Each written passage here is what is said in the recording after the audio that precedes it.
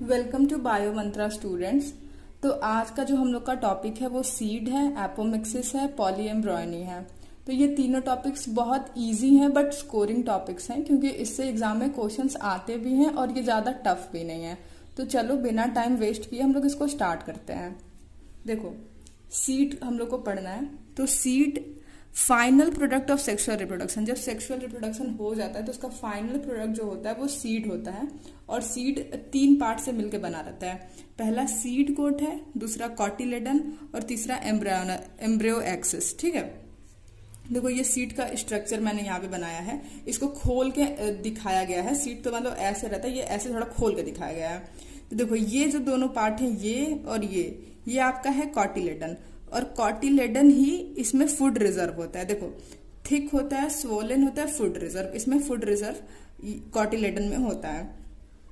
और ये जो बीच की जो लाइन होती है ये है एम्ब्रायोनल एक्सिस। ठीक है, और ये ऊपर वाला जो टिप है उसको कहते हैं प्ल्यूम्यूल। प्ल्यूम्यूल से ही शूट जनरेशन होता है। सीड को जब हम लोग मिट्टी में डालते हैं तो जो ये प्ल्यूम्यूल है इससे शूट वाला पार्ट जनरेट होता है, और जो रेडिकल है इससे आपका रूट वाला पार्ट जनरेट होता है। ठीक है, और ये जो सीड कोट है इसी के ऊपर की जैसे जो कोटिंग रहेगी उसको हम लोग कहेंगे सीड कोट। ठीक है, तो यहां तक समझ में आ गया। देखो, जब सीड्स मैच्योर होते हैं तो वो 2 टाइप के हो जाते हैं, या तो वो एल्ब्यूमिनस होते हैं या फिर वो नॉन एल्ब्यूमिनस या फिर एक्स एल्ब्यूमिनस होते हैं। ठीक है, तो हम लोग को पता है जब भी जाइगोट डेवलप करता है तो एंडोस्पर्म उसको न्यूट्रिशन प्रोवाइड करता है। तो कभी कभी क्या होता है कि एंडोस्पर्म पूरी तरीके से कंज्यूम नहीं हो पाता है, मतलब एंडोस्पर्म बचा रहता है, तो उसको हम लोग कहते हैं एल्ब्यूमिनस। और कभी कभी कोई एंडोस्पर्म बचता नहीं है, मतलब कंप्लीटली कंज्यूम हो जाता है जाइगोट के द्वारा, तो उसको हम लोग कहते हैं नॉन या फिर एक्स एल्ब्यूमिनस। ठीक है, इसका एग्जांपल है वीट, मेज, बार्ले, सनफ्लावर, कैस्टर, कोकोनट। ये सारे एग्जांपल्स आपके 2-3 पेजों में अलग अलग दिए हैं, लेकिन मैंने सारे को कलेक्ट करके एक जगह रख दिया है। ठीक है, और नॉन और एक्स एल्ब्यूमिनस का एग्जांपल है पी, बीन्स और ग्राउंडनट। मतलब इसका निमोनिक्स के लिए PBG, पबजी से आप लोग इसके निमोनिक्स याद कर लेना नॉन एल्ब्यूमिनस का। ठीक है, ट्रिक है लर्न करने के लिए। अब देखो पेरिस्पर्म क्या होता है, कभी कभी क्या होता है कुछ न्यूसेलस जो रहते हैं, न्यूसेलस के कुछ पार्ट परसिस्टेंट हो जाते हैं, मतलब बचे रह जाते हैं। प्रेजेंट या फिर परसिस्टेंट भी यहाँ पे हो सकता है, वही बात है, परसिस्टेंट मतलब बचे रह जाते हैं। तो कभी कभी क्या होता है न्यूसेलस जो रहता है वो परसिस्टेंट हो जाता है, बचा रह जाता है, तो उसको हम लोग कहते हैं कि उसको पेरिस्पर्म कहते हैं। ठीक है, इसका एग्जाम्पल है ब्लैक पेपर या बीट। ये दोनों एग्जाम्पल आपके बुक में दिए गए हैं। अब चलो देखते हैं कि फॉल्स फ्रूट और ट्रू फ्रूट में क्या डिफरेंस है। ठीक है, क्यों कोई किसी फ्रूट को हम लोग फॉल्स बोलते हैं और क्यों ट्रू बोलते हैं। तो सबको पता है कि ओवरी से ही फ्रूट बनता है। ठीक है, तो जब सिर्फ और सिर्फ ओवरी से फ्रूट बनता है तो उसको कहते हैं ट्रू फ्रूट, लेकिन जब थैलेमस भी फ्रूट बनाने में कंट्रीब्यूट करने लगता है तो उसको कहते हैं फॉल्स फ्रूट। ठीक है, फॉल्स फ्रूट का एग्जांपल है एप्पल, स्ट्रॉबेरी, कैसिव। और ट्रू फ्रूट में तो सारे एग्जांपल आ जाते हैं, जैसे मैंगो हो गया, गुआवा हो गया, वाटरमेलन हो गया, ये सारे ट्रू फ्रूट में आते हैं। ठीक है, डिफरेंस बस इतना है, सिर्फ ओवरी जब कंट्रीब्यूट करेगा फ्रूट बनाने में तो उसको ट्रू फ्रूट कहेंगे, लेकिन जब थैलेमस का भी कंट्रीब्यूशन हो जाता है तो उसको फॉल्स फ्रूट करते हैं। देखो नेक्स्ट टॉपिक है कि माइक्रोपाइल क्या होता है।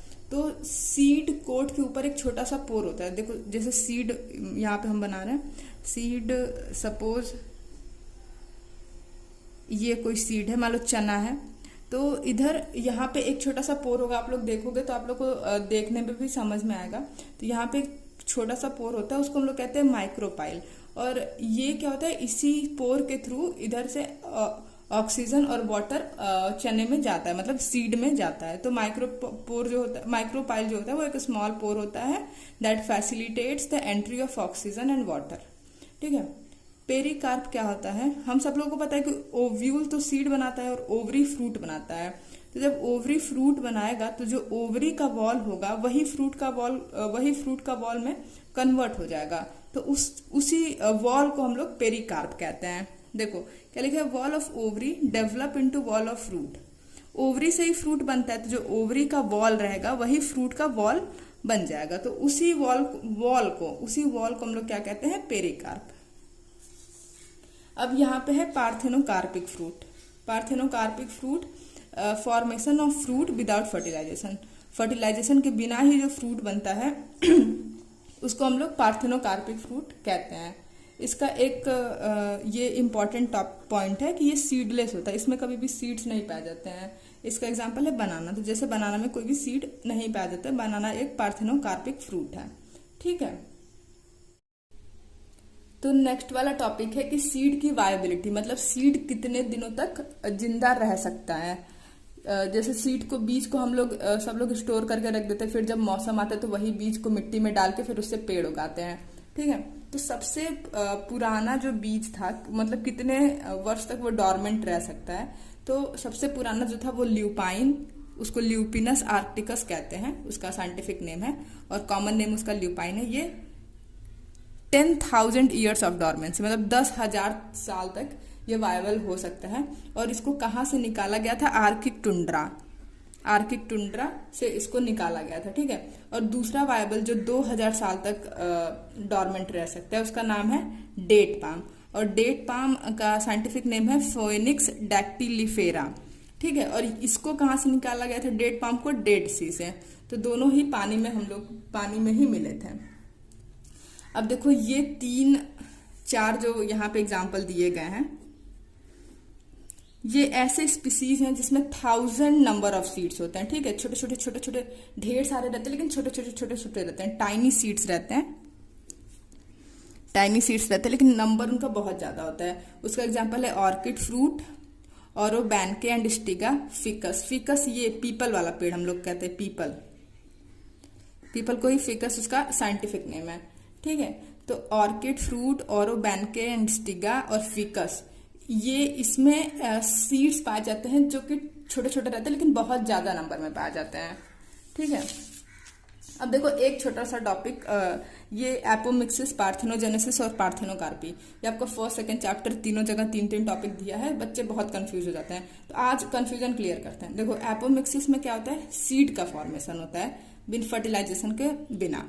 पार्थेनोजेनेसिस में ऑर्गेनिज्म का फॉर्मेशन होता है बिना फर्टिलाइजेशन के, और पार्थेनोकार्पी में फ्रूट का फॉर्मेशन होता है बिना फर्टिलाइजेशन के। तो एक चीज तो यह है, फर्टिलाइजेशन तो किसी में नहीं होगा।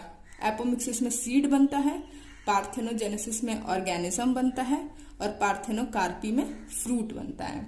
ठीक है, तो आज इन तीनों के बीच का कंफ्यूजन क्लियर हो गया। अब देखो आपके बुक में एपोमिक्सिस और पॉलीएम्ब्रियोनिक टॉपिक है, तो इसको हम लोग समझते हैं। देखो एपोमिक्सिस, अभी हम लोग बोले कि सीड का फॉर्मेशन होता है बिना फर्टिलाइजेशन के। अब क्योंकि ये इसमें फर्टिलाइजेशन तो हो नहीं रहा है, तो ये सेक्सुअल रिप्रोडक्शन हुआ कि असेक्सुअल?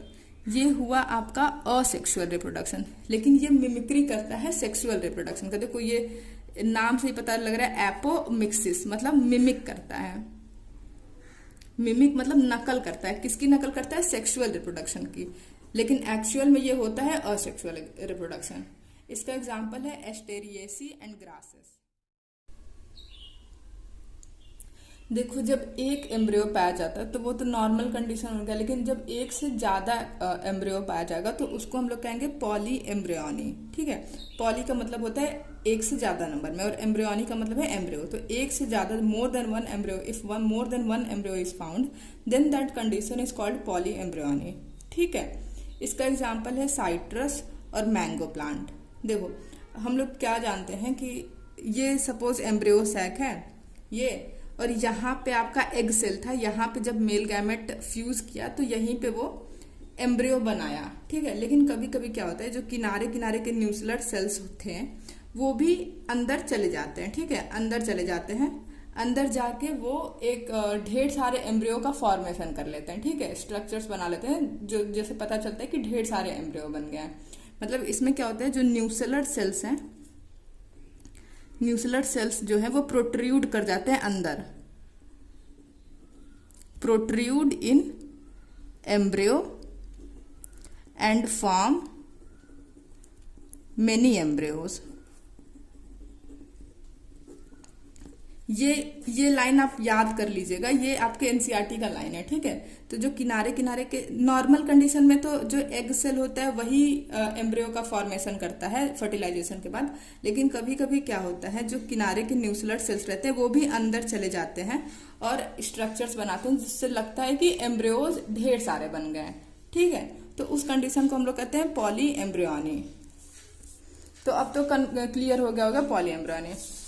देखो अब एक लास्ट टॉपिक है, ये आपका लास्ट टॉपिक है, हाइब्रिड सीड्स और एपोमिक्टिक सीड्स। इन दोनों के बीच का कंपैरिजन करके मैं बता देती हूँ।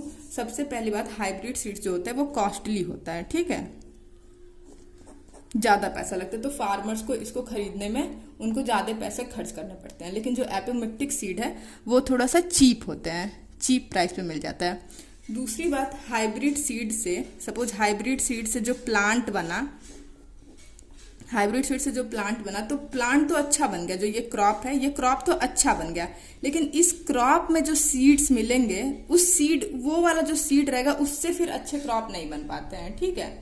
मतलब हम लोगों ने हाइब्रिड सीड बना लिया, हाइब्रिड सीड बनाने के बाद जब उसको हम लोग बीज में बोए तो प्लांट तो हम लोग को अच्छा मिल गया, लेकिन जो प्लांट निकला उस प्लांट के जो बीज रहेंगे उससे फिर अच्छे क्रॉप नहीं मिलते हैं, ठीक है, क्योंकि उसके कैरेक्टर्स जो हैं वो आगे नहीं पास होते हैं, वो खत्म हो जाते हैं।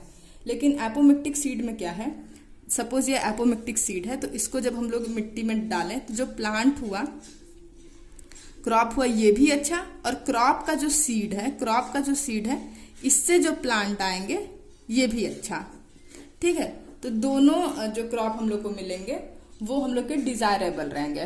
तो यही डिफरेंस होता है हाइब्रिड और एपोमिक्टिक सीड्स के अंदर। तो इसीलिए एपोमिक्टिक सीड्स को ज्यादा प्रेफर किया जाता है, क्योंकि पहली बात तो ये चीप रहता है, और दूसरी बात इसके जो सीड रहते हैं उससे भी जो क्रॉप बनते हैं वो भी अच्छे बनते हैं, ठीक है। तो बच्चों आपका ये वाला जो चैप्टर है sexual reproduction in flowering plants आज कंप्लीट होता है।